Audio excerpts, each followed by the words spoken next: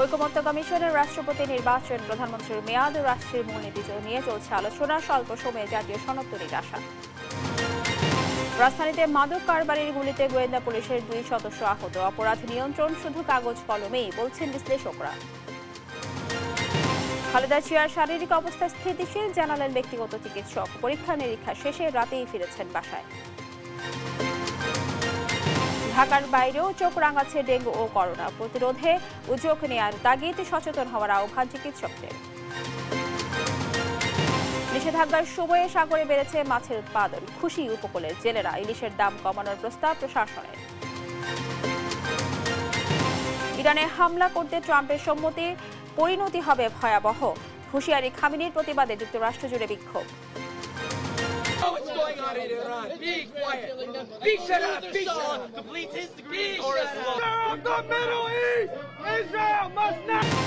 এবং গল টেস্টে lower order ধসে বাংলাদেশের প্রথম ইনিংসে সংগ্রহ 495 রান। জবাবে শুরুতেই ওপেনার লাহিরু উদারার বিদায়।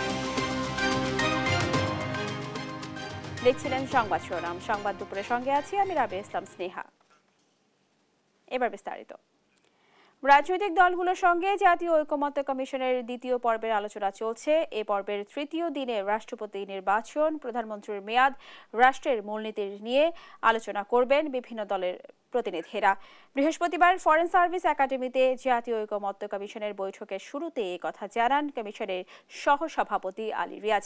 জানান, আজকের বৈঠকে আলোচনা হচ্ছে রাষ্ট্রপতি নির্বাচন প্রক্রিয়া নিয়ে।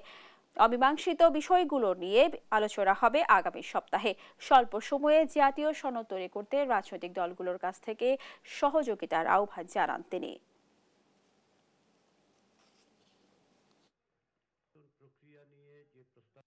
নিম্নকক্ষের সংখ্যাগরিষ্ঠতার ভিত্তিতে কার্যত রাষ্ট্রপতি নির্বাচিত হন।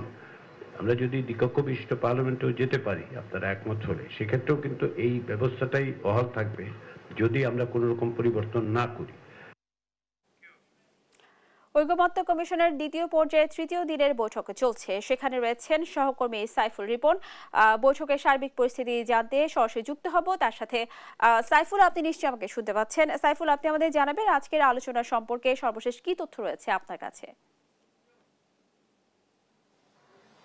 বৈঠকটি শুরু হয়েছে নির্ধারিত সময় বেলা 11টা হলেও তার কিছু সময় পরেই আজকের বৈঠক শুরু হয়েছে এবং আজকের যেই বৈঠকটি, সেই বৈঠকটি মূলত প্রধানমন্ত্রীর মেয়াদ, সংবিধান এবং রাষ্ট্রের মূলনীতি এবং নির্বাচনী এলাকা নির্ধারিত থাকলেও এর পাশাপাশি আরেকটি বিষয়, গতকালের যে অমীমাংসিত বিষয়টি রয়েছে যে রাষ্ট্রপতির নিয়োগ প্রক্রিয়া কেমন হবে, সেই বিষয়টি নিয়েও কিন্তু আজকে আলোচনা হবে।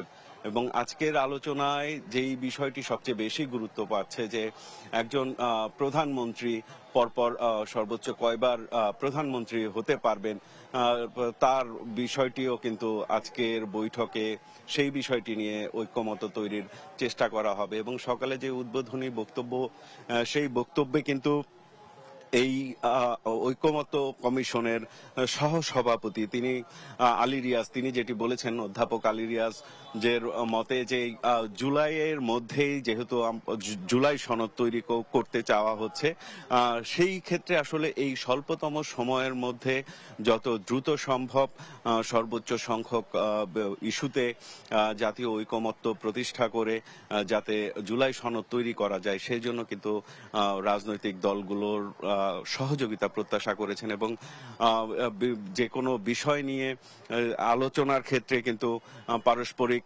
শ্রদ্ধার জায়গাটিও বজায় রেখে সবাইকে বক্তব্য রাখার আহ্বান জানিয়েছেন। এবং অধ্যাপক আলী রিয়াজ যেটি জানিয়েছেন যে আজকের যেই বিষয়গুলো নিয়ে আলোচনা হবে, যদিও এর আগের যে বৈঠকগুলো আছে সেই বৈঠকগুলোতে অনেক অমীমাংসিত বিষয় রয়েছে, আজকেও যে বিষয়গুলো অমীমাংসিত থাকবে, সেই অমীমাংসিত বিষয়গুলো নিয়ে আগামী রবিবার থেকে আবার নতুন করে বৈঠক শুরু হবে। এবং এই যে জুলাইয়ের মধ্যে এই স্বল্পতম সময়ের মধ্যে সর্বোচ্চ সংখ্যক ইস্যুতে যেই ঐক্যমত তৈরির প্রচেষ্টা, সেই প্রচেষ্টাটি অব্যাহত থাকবে এমনটি কিন্তু জানিয়েছেন জাতীয় ঐকমত্য কমিশনের সহ সভাপতি অধ্যাপক আলী রিয়াজ।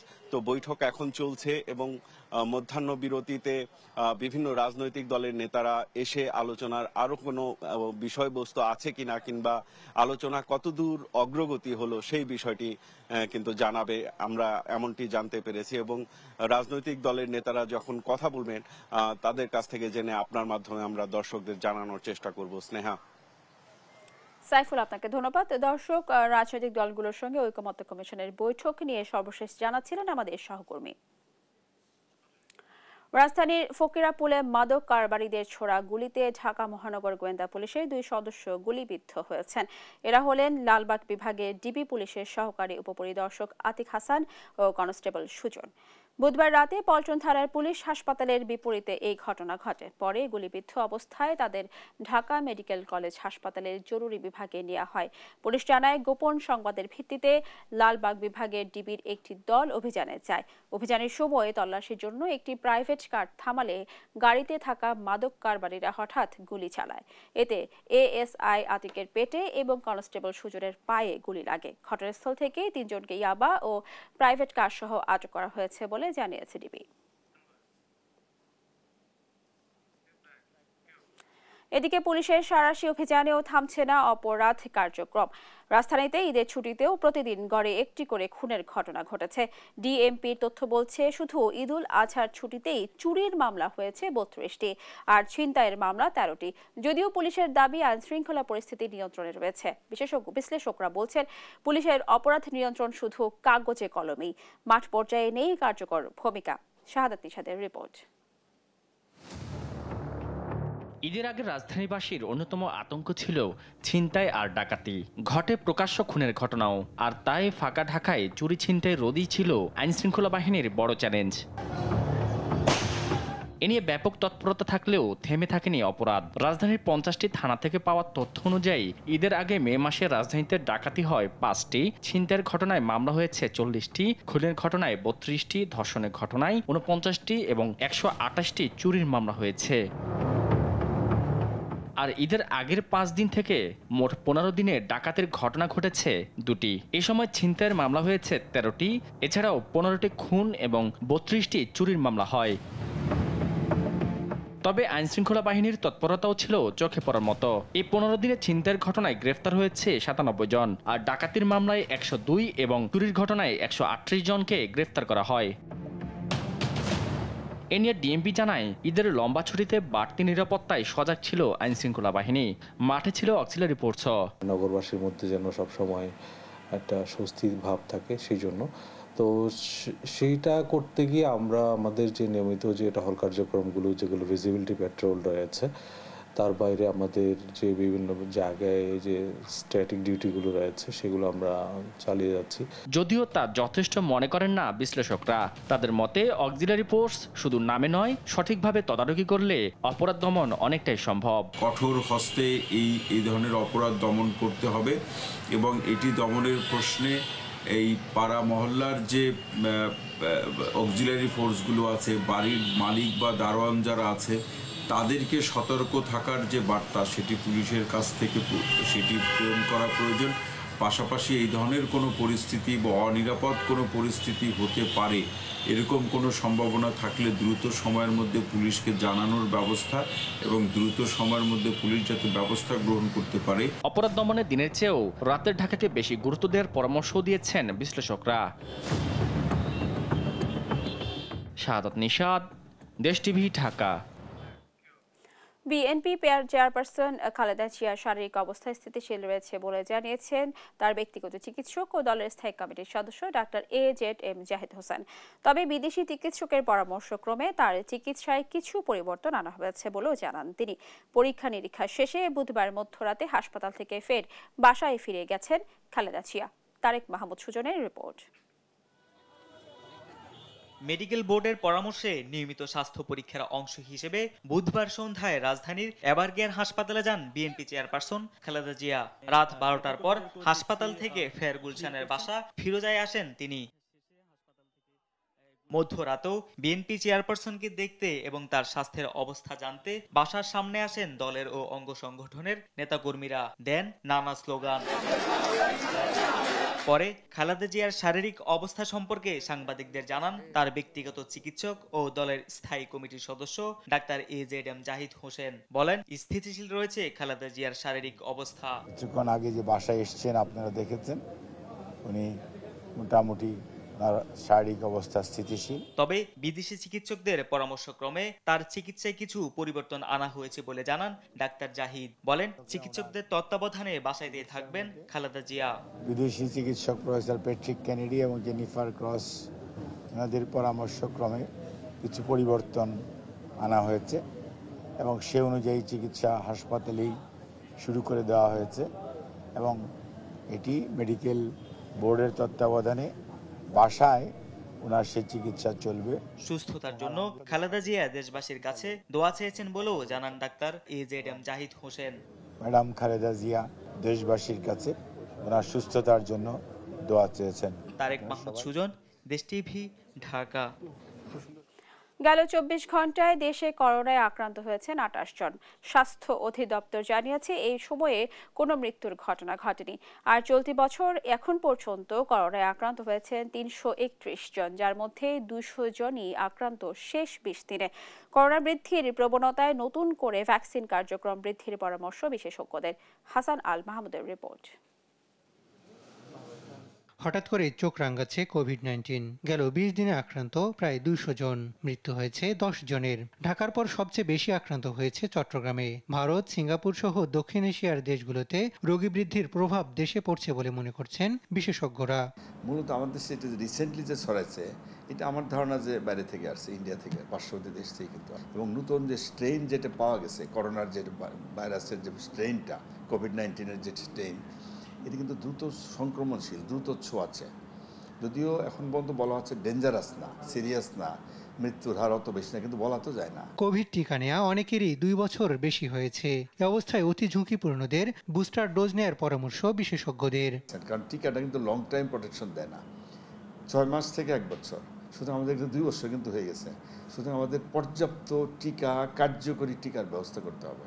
টিকাটা বোধহয় আবার চালু করতে হবে। আমরা সামনের দিন দেখি, যদি সমানে বাড়তেই থাকে, দ্রুত সময়ে যত তাড়াতাড়ি টিকা দেওয়া যায় এটার ব্যবস্থা করে। যারা নেন নাই তারা তো নেবেনই, আর যারা অলরেডি নিচ্ছেন টিকা তারা একটা বুস্টার ডোজ নেবেন। তবে রোগী বৃদ্ধি পেলেও কোভিড টিকা কার্যক্রমের কোনো তথ্য নেই স্বাস্থ্য অধিদপ্তরের ওয়েবসাইটে। যদিও প্রতিটি টিকা কেন্দ্রে পর্যাপ্ত টিকা পাঠানো হয়েছে বলে দাবি স্বাস্থ্য অধিদপ্তরের সংক্রামক রোগ নিয়ন্ত্রণ বিভাগের প্রধানের। সিভিল সার্জন অফিসে টিকা দেওয়া আছে, প্রচুর টিকা দেওয়া আছে। যে কেউ ইচ্ছা করলে সিভিল সার্জন অফিস যে টিকা নিতে পারবে। রোগী বৃদ্ধির এ হার কমাতে যথাযথ স্বাস্থ্যবিধি মেনে চলার পরামর্শ বিশেষজ্ঞদের। হাসান আল মাহমুদ, দেশ টিভি, ঢাকা। দেশের বিভিন্ন স্থানে চোখ রাঙাচ্ছে করোনা ও ডেঙ্গু। দিন দিন বাড়ছে সংক্রমণ ও মৃত্যুর হার। চট্টগ্রামে বেড়েছে করোনার প্রকোপ। একজনের মৃত্যুর পর আতঙ্ক বাড়ছে মানুষের। হাসপাতালগুলোতেও চলছে প্রস্তুতি। সিটি কর্পোরেশনের পক্ষ থেকে খোলা হচ্ছে কল সেন্টার। যশোরে গত 5 দিনে 3 জন করোনা রোগী শনাক্ত হয়েছে। এর মধ্যে 2 জনের মৃত্যু হয়েছে। রোগীদের সেবায় চালু করা হচ্ছে আলাদা ইউনিট। এদিকে বরগুনার জেনারেল হাসপাতালে ডেঙ্গুতে আক্রান্ত হয়ে চিকিৎসাধীন আছেন 232 জন। তাদের মধ্যে হাসপাতালে চিকিৎসাধীন অবস্থায় মৃত্যু হয়েছে 5 জনের।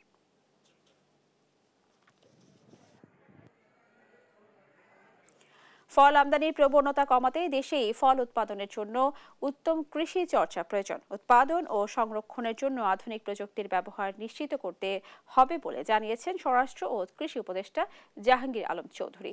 সকালে রাজধানীর খামারবাড়ির কৃষিবিদ ইনস্টিটিউশন চত্বরে 3 দিনব্যাপী জাতীয় ফল মেলার উদ্বোধন শেষে তিনি কথা বলেন। এবারের মেলায় 26টি সরকারি ও 49টি বেসরকারি প্রতিষ্ঠান অংশ নিচ্ছে। তাদের স্টলে বিভিন্ন ধরনের ফল ও ফল চাষের প্রযুক্তি প্রদর্শন করা হচ্ছে। মেলা প্রতিদিন সকাল 10টা থেকে রাত 8টা পর্যন্ত চলবে। মেলায় ফল চাষের বিভিন্ন প্রযুক্তি সম্পর্কে জানতে ও রাসায়নিক মুক্ত বিভিন্ন জাতের ফল কিনতে পারবেন দর্শনার্থীরা।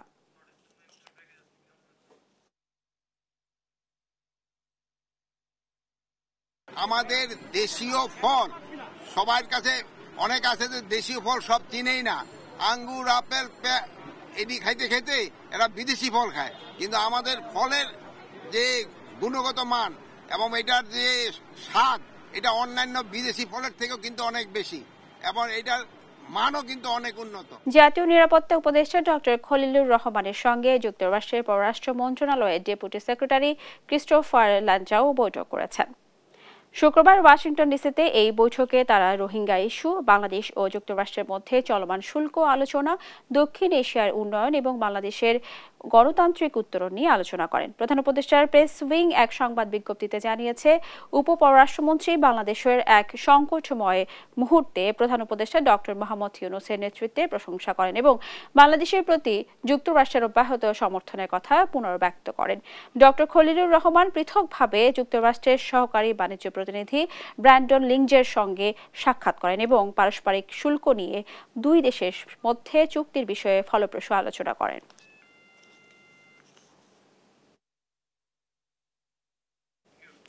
মাছ ধরায় নিষেধাজ্ঞার সময়ে সুষ্ঠু প্রজননে সাগরে বেড়েছে মাছের উৎপাদন। কক্সবাজারে রূপালী ইলিশ সহ অন্যান্য মাছের প্রাচুর্যে খুশি জেলে, আড়তদার ও ব্যবসায়ীরা। নিষেধাজ্ঞা তুলে দেওয়ার পর থেকে 4 টন ইলিশ সহ বিভিন্ন প্রজাতির মোট 48 টন মাছ তুলেছেন জেলেরা, যার বাজার মূল্য আনুমানিক 42 লাখ টাকা। উৎপাদন স্থলে ইলিশের দাম কমানোর প্রস্তাব নিয়ে কাজ করছে স্থানীয় প্রশাসন। সহকর্মী আব্দুর রহমানের রিপোর্ট জানাচ্ছেন নুসরাত শোভা। চলতি মৌসুমে বঙ্গোপসাগরে মিলছে কাঙ্ক্ষিত পরিমাণে ইলিশ ও অন্যান্য মাছ। 15 এপ্রিল থেকে 11 জুন পর্যন্ত মোট 58 দিন সাগরে সব ধরনের মাছ ধরার উপর নিষেধাজ্ঞা দেয় সরকার। এতে মাছের সুষ্ঠু প্রজনন ও উৎপাদন হয়েছে। তাই রূপালী ইলিশ সহ অন্যান্য মাছের প্রাচুর্যে খুশি জেলে, আড়তদার ও মাছ ব্যবসায়ীরা। জেলেরা বলছেন, চলতি বছর ভারতের সঙ্গে সময় মিলিয়ে নিষেধাজ্ঞা দেয় ভারতীয় জেলেরা মাছ ধরার সুযোগ পায়নি, যার ফলাফল এখন দৃশ্যমান সাগরে। সাগরে যায় মতো জাল বসার মতো আমরা মাছ ধরতে পারছি। আমরা প্রায় 8-9 লাখ টাকা পর্যন্ত আমরা মাছ বিক্রি করতে পারছি। ইন্ডিয়া বাংলাদেশ দেশে একসাথে অবরোধ নদী তো, কিন্তু আর সাগরে যাই মাছ না পাইতাম। সামনে জীবনানন্দ, সামনে ব্যক্তিগত জীবনানন্দ মহিলে আর জীবন জ্বলেব ইনশাআল্লাহ, আশা করছি। হ্যাঁ, মোটামুটি আগে থেকে একটু লোকসান কমছে আর কি, ব্যবসা বাণিজ্য একটু হালকা পাতলা হচ্ছে। কক্সবাজার মৎস্য অবতরণ কেন্দ্রের সহকারী হিসাব নিয়ন্ত্রক জানান, নিষেধাজ্ঞা তুলে নেয়ার পর প্রায় 4 টন ইলিশ সহ বিভিন্ন প্রজাতির মোট 48 টন মাছ সাগর থেকে ধরা হয়েছে, যার বাজার মূল্য আনুমানিক 42 লাখ টাকা। 48 টন মাছ অবতরণ হয়েছে। এর মধ্যে আমরা গভর্নমেন্ট রাজস্ব পেয়েছি প্রায় 46,000 টাকা এবং উক্ত মাছের বাজার মূল্য প্রায় 40 থেকে 42 লাখ টাকা হবে। এই সফলতা টিকিয়ে রাখতে হলে দীর্ঘমেয়াদী পরিকল্পনার পাশাপাশি জেলেদের জন্য সহজ শর্তে বরফ, জ্বালানি ও প্রয়োজনীয় উপকরণ সরবরাহ নিশ্চিত করতে হবে। এছাড়া ভোক্তাদের জন্য সুলভ মূল্যে ইলিশের বাজার নিয়ন্ত্রণে নিতে হবে কার্যকর পদক্ষেপ, বলছেন মৎস্য সংশ্লিষ্টরা। নিউজ ডেস্ক, দেশ টিভি। সুনামগঞ্জের নোয়াখালী টু ভীমখালী সড়কে জীবনের ঝুঁকি নিয়ে চলাচল করছেন 30টি গ্রামের লাখো মানুষ। 9 কিলোমিটার দীর্ঘ সড়কের বিভিন্ন অংশে সৃষ্টি হয়েছে অসংখ্য খানাখন্ড। সড়কের সংস্কারে অনিয়ম ও ধীরগতির অভিযোগ স্থানীয়দের। সহকর্মী শাবাজ উদ্দিন মান্নার তথ্য ছবিতে জানাচ্ছেন সালমা জাহান। সুনামগঞ্জের শান্তিগঞ্জ ও জামালগঞ্জ উপজেলার নোয়াখালী ভীমখালী সড়কের কার্পেটিং উঠে মেঠো পথে রূপান্তরিত হয়েছে। 9 কিলোমিটার সড়কের মধ্যে 6 কিলোমিটারের পিচ উঠে অসংখ্য খানাখন্দের সৃষ্টি হয়েছে। বিশেষ করে সড়কের নূরপুর, তেরোহাল, জীবদারা, নয়াহাটি, শিমুলবাগ, উকারগাঁও, মুক্তাখাই গ্রামের অংশে সৃষ্টি হয়েছে অর্ধশত ছোট বড় গর্ত। যানবাহন চলাচল করছে ঝুঁকি নিয়ে। এ কারণে দুটি উপজেলা 30টি গ্রামের মানুষ 3 বছর যাবৎ সীমাহীন দুর্ভোগ পোহাচ্ছেন। স্থানীয় সরকার ও প্রকৌশল অধিদপ্তরের অধীনে 31,14,18,000 ব্যয়ে সড়ক সংস্কার কাজ শুরু করে যৌথভাবে দুটি পৃথক ঠিকাদারি প্রতিষ্ঠান। মূল সড়কের কাজ না করে কালভার্ট, গাইড ওয়াল সহ মাটি ভরাটের কাজ করে। 4টি কালভার্টের মধ্যে 3টি কালভার্টের কাজ চলমান রয়েছে। সড়ক সংস্কারে ধীরগতি ও অনিয়মের অভিযোগ করেন স্থানীয়রা। গর্ভবতী মহিলা, মুরব্বী মহিলা এরা যাইতে খুব কষ্ট, খাসা রাস্তা, গাড়ি পাস হয় না, আইটা যায় লাঠিত পড় দিয়ে যায় মুরব্বী হলে, মানে জনগণের কষ্ট হইতেছে বা ড্রাইভারের মধ্যে অনেক আরো কষ্ট হইতেছে। এখন তো আমরা এই যে বাজারে যে যাই, মসজিদে যাই, আমরা খুব কষ্ট, এদিকে ফেক হয়ে যায়। ওই দেখুন গাড়ি চালাইয়া 1 টাকা পাই না, গাড়ির যে খাম কাজা এই মুহূর্তে 1500 টাকা কাম করে যাইছি। দুই দিকে কিন্তু হাওর, এই হাওরের কারণে এই সড়কের পাশ থেকে মাটি আনলে রাস্তাটা আবার ক্ষতি হয়, এই মাটি টিকে না। ইট লাগায় তারা দেয় না, সিমেন্ট কুল্লার সাথে এত ঘুরে যায়। এদিকে ঠিকাদারি প্রতিষ্ঠান বলছে প্রতিকূল আবহাওয়ার জন্য দ্রুত গতিতে কাজ শুরু করা যায়নি। সমস্যা মানে আমাদের তো এখন বৃষ্টির সিজন চলে আইছে, এখন তো আপনার যেরকমের আমরা প্রোটেক্টিভ ওয়ার্কের কাজ করতেছিলাম ওইটাও অফ, বৃষ্টির কারণে মাটির কাজটাও অফ। মাটি যে পয়েন্ট থেকে আনতেছিলাম পয়েন্ট থেকে গাড়ি ওঠে না। এখন আপাতত আমাদের এই কালভার্টের কাজগুলাই রানিং আছে। আর অনিয়মের অভিযোগ অস্বীকার করে সুনামগঞ্জ এলজিইডি নির্বাহী প্রকৌশলী জানান সড়কের কাজ চলমান রয়েছে। এখানে কাজের কোনো অনিয়ম নেই। আমাদের মূল রাস্তার মধ্যে শুধু আরসিসি রাস্তা কমপ্লিট হয়েছে, আর রাস্তার দুই পাশে মাটির কাজ করতেছে, বক্স কভারের কাজ এলসি গতটা সম্পন্ন দিচ্ছে। দ্রুত সড়কটি মেরামত করে চলাচলযোগ্য করে তোলার দাবি এলাকাবাসীর। নিউজ ডেস্ক, দেশ টিভি। টাঙ্গাইলের লৌহজং নদীর উপর প্রায় 90 লাখ টাকা ব্যয়ে নির্মিত সেতু এখনও অচল। সেতুর দুই প্রান্তে নেই কোনো সংযোগ সড়ক, এতে ভোগান্তিতে অন্তত 30,000 মানুষ। স্থানীয়রা বলছেন এলজিইডির উদাসীনতা ও ঠিকাদারি প্রতিষ্ঠানের গাফিলতির কারণে এই পরিস্থিতি। তবে বাজেট সংকটে সংযোগ সড়কের কাজ শুরু হয়নি বলছে এলজিইডি। অভিজিৎ ঘোষের পাঠানো তথ্য ছবিতে জানাচ্ছেন অঙ্কন চৌধুরী। টাঙ্গাইল সদর উপজেলার বাসাখানপুর, বাসারচর, লাউজান, বাইমাইল সহ অন্তত 20টি গ্রামের মানুষের চলাচল সুবিধার্থে উপজেলা পরিষদের অর্থায়নে 2023-24 অর্থ বছরে 87,91,000 টাকা ব্যয়ে লৌহজং নদীর উপর নির্মাণ করা হয় 40 মিটার দীর্ঘ সেতু। সেতুটি নির্মাণের দায়িত্ব পায় মেসার্স প্রত্যুষ বিল্ডার্স নামে ঠিকাদারি প্রতিষ্ঠান। তবে সেতু নির্মাণের কাজ শেষ হলেও এখনো তৈরি হয়নি সংযোগ সড়ক। ফলে দুই পারের অন্তত 20টি গ্রামের মানুষ সেতুটিতে সুফল পাচ্ছে না। যানবাহন চলাচল করতে না পারায় বিকল্প পথে ঘুরে যাতায়াত করতে হচ্ছে, এতে বাড়তি সময়ের পাশাপাশি গুনতে হচ্ছে বাড়তি খরচ। স্থানীয়দের অভিযোগ, ঠিকাদারের গাফিলতি আর এলজিডির দায়িত্বহীনতায় সীমাহীন দুর্ভোগে পড়েছে তারা। সংযোগ সড়ক না থাকায় সেতুটি এখন ব্যবহার করা যাচ্ছে না। জনপ্রতিনিধিদের জানালেও কার্যকরী কোনো উদ্যোগ মিলেনি। বাচ্চারা স্কুলে যাইতে পারতেছে না, আসতে পারতেছে না, তারপরে বয়স্ক বৃদ্ধ যারা আছে এরা এখান থেকে উঠতেই পারে না। আমাদের এই জায়গার যে কন্ট্রাক্টর ছিল বা যারা কাজ করতেছিল ওনারা পালিয়ে গেছে, তো এই কারণে আমাদের এই ব্রিজের দুই পাশে দেখতে পাচ্ছেন যে মাটি নাই, রাস্তা নাই। ব্রিজ হয়েছে কিন্তু ব্রিজের রাস্তাটা হয়ে গেলে যদি অটো তারপরে গাড়িগুলো যাতায়াত করতে পারে তাহলে আমাদের মনে করেন যে এই পার থেকে ওই পারে যাওয়া সুবিধা হবে। ঠিকাদারি প্রতিষ্ঠান জানান নিয়ম অনুযায়ী কাজ শেষ করে বিল নেওয়া হয়েছে। রাস্তা করার তো আমাদেরই ছিল না, টেন্ডারে ছিল না, ওটুকু করে দিয়েছিলাম। তারপরে যে বৃষ্টি হয়েছে বা হয়েছে সেখানে হয়তো কিছু মাটি সরে গেছে, কিন্তু ওইটুকের মাটি মনে করেন যে আমাদের যখন ধরা ছিল ওইটুকু করে। পর্যাপ্ত বরাদ্দ না থাকায় সংযোগ সড়ক করা সম্ভব হয়নি, তবে ভবিষ্যতে বরাদ্দ পেলে কাজ করা হবে বলে জানান এলজিডির নির্বাহী প্রকৌশলী। বাকি যে রিমেনিং কাজগুলো এই অর্থ বছরে নিয়ে প্রজেক্টটা ফুলফিল করা যায় কিনা, এটা এই অর্থ বছরে পরিষদের ফান্ড থেকে আমি প্রপোজাল রাখবো আর কি। জনদুর্ভোগ কমাতে দ্রুত সময়ের মধ্যে সেতুর উভয় প্রান্তে সংযোগ সড়ক নির্মাণের দাবি স্থানীয়দের। নিউজ ডেস্ক, দেশ টিভি। কয়েকদিনের মন্দা কাটিয়ে অবশেষে জমে উঠতে শুরু করেছে চাঁপাইনবাবগঞ্জের কানসাট আমের বাজার। সকাল থেকে গভীর রাত পর্যন্ত চলছে আম কেনাবেচা। ন্যায্য দাম পেয়ে খুশি সবচেয়ে বড় এই আম বাজারের চাষিরা। দিন যত যাবে তত বাড়বে আমের দাম, এমনটাই বলছেন সংশ্লিষ্টরা। তারেক রহমানের তথ্য ছবিতে জানাচ্ছেন আব্দুল্লাহ আল মারুফ। সূর্যের আলো ফোটার সঙ্গে সঙ্গে ক্রেতা বিক্রেতাদের হাক ডাকে মুখর হয়ে উঠছে চাঁপাইনবাবগঞ্জের কানসাট আমবাজার। দেশের বিভিন্ন স্থান থেকে আসা ক্রেতারা কিনে নিয়ে যাচ্ছেন আম। খিরসাপাত আম বিক্রি হচ্ছে 3,000 থেকে 3,500 টাকা মন দরে। ল্যাংরা, আম্রপালি সহ অন্যান্য জাতের আম বিক্রি হচ্ছে মন প্রতি 2,000 থেকে 2,500 টাকা। বর্তমান মূল্য ন্যায্য মূল্য কিছু পাচ্ছে, এখন দেখা যাক তারপরে সামনের দিনে আমাদের কি অবস্থান হয়। আমের বাজার এখানে বেশি, কিন্তু ঢাকার মোকামে বা বিভিন্ন দেশের মোকামে দাম কম, ওখানে কমছে। শুরু থেকে আপনার শেষ পর্যন্ত আমার ভালোই ন্যায্য দাম পাচ্ছি আমি। প্রতিদিন 200 থেকে 250 ট্রাক আম কেনা বেচা হচ্ছে বলে জানান হাটের ইজারাদার। প্রায় 250 থেকে 300 ট্রাক আমাদের কানসাট বাজার থেকে রেগুলার আম এই মার্কেটেও লোড হচ্ছে এবং বিভিন্ন মোকামে যাচ্ছে। এদিকে বাংলাদেশের নামকরা জুস কোম্পানিগুলো পচা ও ফাটা আম 5 থেকে 20 টাকা কেজি দরে কিনে নিয়ে যাচ্ছেন তাদের কোম্পানিতে।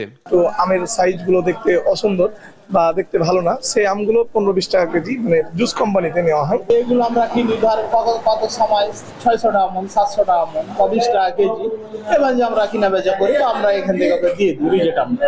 আম বাজারের সুষ্ঠু ব্যবস্থাপনা নিশ্চিত করতে প্রতিনিয়ত তদারকি করা হচ্ছে বলে জানায় উপজেলা প্রশাসন। বর্তমান যে যানজট পরিস্থিতি সেটি নিয়ন্ত্রণে রাখার জন্য আমরা যে সিদ্ধান্তগুলো নিয়েছি সেটি কিভাবে বাস্তবায়িত হচ্ছে সেটি আমরা সরেজমিনে দেখতে এসেছি। পাশাপাশি হাটে আম কি পরিমাণে উঠছে, হাটে আমের যে দাম কিভাবে বিক্রি হচ্ছে, সার্বিক বিষয়ে আমরা একটা ধারণা পেলাম। চলতি মৌসুমে চাঁপাইনবাবগঞ্জে প্রায় 37,000 হেক্টর জমিতে আমের চাষ হয়েছে। এখান থেকে প্রায় 3,000 কোটি টাকার আম কেনাবেচার আশা করছে কৃষি বিভাগ। নিউজ ডেস্ক, দেশ টিভি।